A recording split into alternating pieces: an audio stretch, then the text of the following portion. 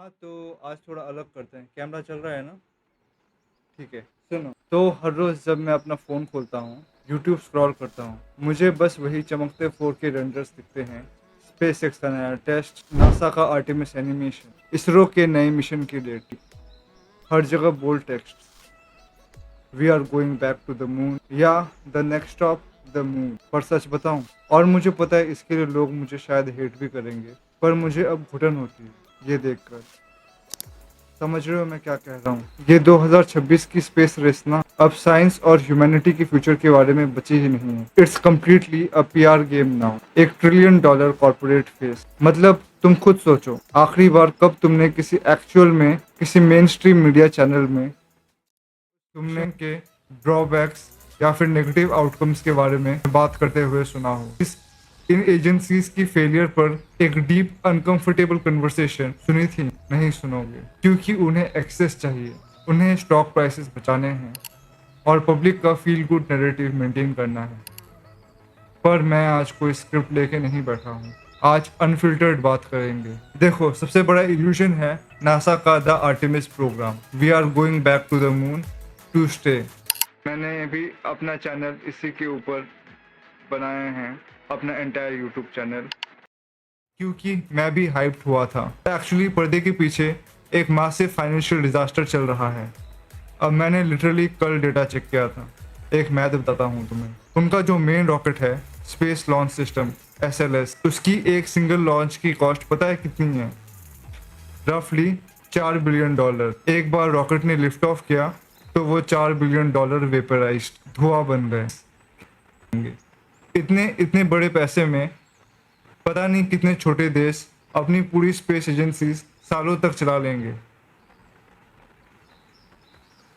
ये साइंस थोड़ी है यार, ये तो ओपनली टैक्स पे मनी जलाना है, बस पीआर के लिए। और सबसे बड़ी कॉमेडी पता है क्या है? नासा अब अकेले मून पर लैंड ही नहीं कर सकता। द ऑलमाइटी नासा, जिसने अपोलो मिशंस किए थे, उन्होंने अपना पूरा ह्यूमन लैंडिंग सिस्टम स्पेसएक्स को आउटसोर्स कर चुका है।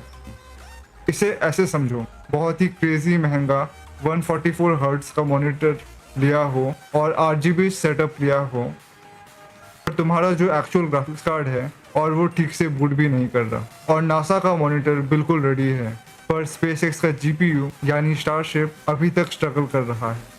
अगर स्पेसएक्स अपना टाइमलाइन मीट नहीं कर पाया तो नासा का पूरा मिशन वहीं धड़ा का धड़ा रह जाएगा। स्पेसएक्स अपनी जिद पर चल रहा है, ATM मशीन बन चुका है। PR टीम्स इसे कोलैबोरेशन बोल रही है, बट ट्रस्ट मी, इंजीनियर जानते हैं कि ये एक तरीके की हॉस्टेज सिचुएशन है। और सिर्फ अमेरिका की बात नहीं है, यहाँ भी कुछ चल रहा है जिस पर बोलने से लोग डरते हैं। गगनयान। देखो, एज एन इंडियन, जब एक रॉकेट लिफ्ट ऑफ होती है ना, तब गूज़बम्स आते हैं, और आनी भी चाहिए, मेरे भी आते हैं। हमारी अचीवमेंट्स माइंड ब्लोइंग है। पर यार पेट्रोटिज्म को थोड़ा साइड में रखकर साइंटिफिकली सोचो। गगनयान पर इस वक्त इंटेंस पॉलिटिकल और पब्लिक प्रेशर है ना, डेट्स मीट करने का, हेडलाइंस बनाने का, मुझे जेन्युइनली डर लगता है उससे। ह्यूमन स्पेस फ्लाइट मजाक नहीं है।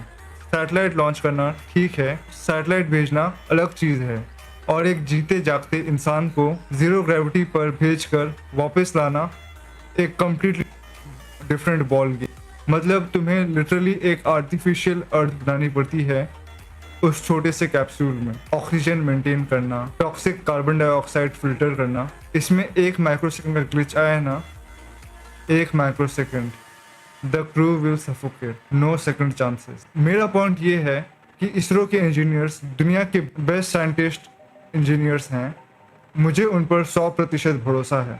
पर प्रॉब्लम तब होती है जब अपर मैनेजमेंट या किसी इलेक्शन साइकिल की वजह से इन डेट्स को रश किया जाता है। इंसान की जान से बड़ी ऑप्टिक्स या हेडलाइन थोड़ी हो सकती है।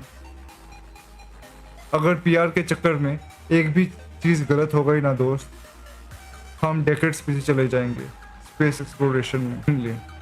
आई जस्ट होप कि वो लोग टाइम ले, हाइप के चक्कर में आकर ब्लाइंडली लॉन्च ना करें, क्योंकि पता है एंड रिजल्ट क्या हो रहा है। इन सब कॉर्पोरेट रेस और रश का हमारा ऑर्बिट बेसिकली एक फ्लोटिंग गार्बेज बन चुका है। प्राइवेट कंपनीज पीआर और फाइनेंशियल फंडिंग दिखाने के लिए रोज हजारों छोटे सैटेलाइट्स और रॉकेट्स भेज रहे हैं। कोई क्लीन अप प्लान नहीं है किसी के पास। अब तक अकॉर्डिंग टू द प्रोजेक्ट मित्र, उसकी वीडियो आप देख सकते हैं ऊपर लिंक पे। सोचो 13 करोड़ 130 मिलियन डिब्री पीसेस घूम रहे हैं स्पेस में, लो अर्थ ऑर्बिट में इस वक्त। और ये रुका हुआ कबाड़ नहीं है, ये चल रहे हैं कुछ 28,000 किलोमीटर पर सेकंड से, बुलेट से भी तेज स्पीड। और ये एक छोटा सा मेटल का पीस और ये छोटा सा पेंट का टुकड़ा या फिर एक नट बोल्ट भी हमारे स्पेस स्टेशन को चीर के निकल सकता है।